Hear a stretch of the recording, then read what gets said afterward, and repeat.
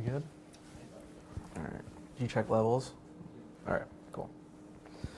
All right. Hello and welcome once again to the Coach Hughes Show. As always, I'm joined by head coach Tyler Hughes. He's going to give us an inside look to Minot State football. Coach, last week, you got that 38-30 win over Crookston. How are the feelings in the office this week so far?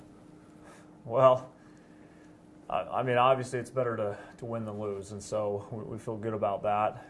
I've always tried to really make sure that our mentality is focused on our process as opposed to the result. I think that's really important because I think that allows you to avoid getting too up or too down and riding a wave of emotion, which I think can be really, really unhealthy for our program. So that being said, we've graded out the films like we always do. We evaluated it just like we always do as coaches. So again, that was our process. But that being said, we definitely are happy with the result from Saturday, and our kids had some good success, which is good to see. They had overcome some adversity to get that win, and we saw some real good individual performances as well. So collectively, things are good, but we know we got a tough road ahead this week, and so we can't celebrate this one for much longer. You said in your post-game interview how when you got here you wanted to establish the run game.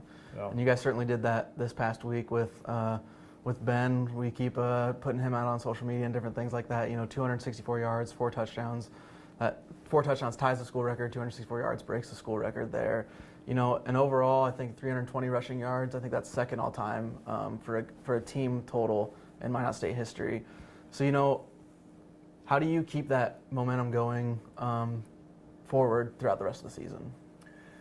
Well, earlier in the year we had kind of our base run game, which was solid, and then as the season progressed, we kind of experimented with different looks and different formations and different play concepts that we felt good about going into the game, and some were better than others as the season had progressed. But getting back to last week, we really just centered on which has been the bread and butter for us, which has been zone run plays and wide zone in particular. It's for my career, I've had a lot of success with it, and it's something I'm comfortable with, and I feel like can really help really the whole offense understand the adjustments that we need to make through the course of the game. But that being said, our offensive line really did a nice job with it. Their combinations were really firm. We always talk how important it is to win on that first level, and they did that pretty consistently, particularly in the first half. And then Ben, just really was fantastic in terms of his reads and his cuts. There were a couple of runs that he broke off that were big runs that we blocked everybody that we could, but they had a free safety in the box, or they had something that we really weren't able to handle in terms of head count. But Ben made somebody miss and broke off a great run. So I said after the game, a large part of that credit goes to him, and then of course to our offensive line as well for creating some seams for him to hit, and he definitely hit them. Yeah, Ben talked about that too. He said he saw some holes that he'd never before seen in his life. And then, you get Jarvis in there as well. He averaged about 7.6 yards per carry. Mm-hmm. So, getting those fresh legs behind that offensive line, how much does that help both the offensive line to know that, the guys behind them are going to make good cuts like you were talking about, and also, get those fresh legs in there to, once they get past that offensive line, to make some moves like that? Yeah, at different points in my career, I've had maybe one back that, that was the clear-cut guy, and he could handle a 35 carry, day. But generally speaking, that doesn't really happen. That doesn't even happen at the professional level all that often. So my feeling is you got to have at least 2 guys that can really share that load, and I think the change of pace that they can each provide is positive. Jarvis is a little bit thicker. He's got great quickness, great change of direction. Ben is more of a slasher, and he can, and as people have seen, he can really get out and run when he hits a seam. So just having 2 different styles of runners, they're both really smart. They're both good team players. Jarvis is I think he became the 5th all-time leading rusher in Minot State history this year too. So we've got 2 quality backs, and that's certainly helped us over the past couple of weeks as this run game's gotten better and better.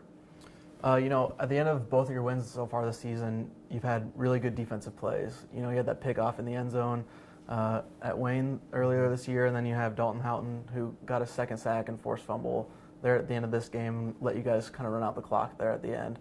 So, how much confidence do you have in this defensive unit as a whole, when you get to those tough situations at the end of a game that you're able to close it out? Well, I have a lot of confidence in them. When we had played Wayne State a few weeks ago, we had got stopped on 4th and 1, which allowed them to get the ball back and have a last-minute drive, which Donnell Virchard finished with an interception. But I do remember those first couple of plays, it was a little bit chaotic on the sideline, because if we would have got that run, the game would have been over. They didn't have enough time or the timeouts to stop the clock. So there was a little bit of chaos right then and there, and I just remember telling to the coaches and the players, like, just calm down, let's just play the game. And then in this last game, it was the same kind of thing. We had a muffed punt, which gave them the ball, with a short field, and same kind of feeling. It was just go out and play ball. They do this every single day. We've had a million practices and run through sessions and everything else. That's why you do all that stuff, just for those moments. And so I think the players responded really well, and definitely have a lot of confidence in them, playing in a crucial situation like they've done, at different times this season.